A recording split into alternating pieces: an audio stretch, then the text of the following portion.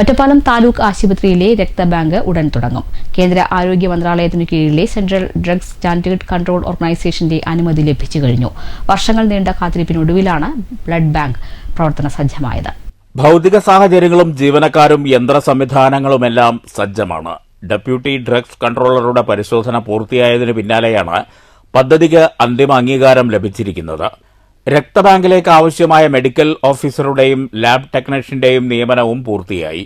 പ്രതിമാസം 80 മുതൽ 100 യൂണിറ്റ് വരെ രക്തം ഇവിടെ സംഭരിക്കാനാകും.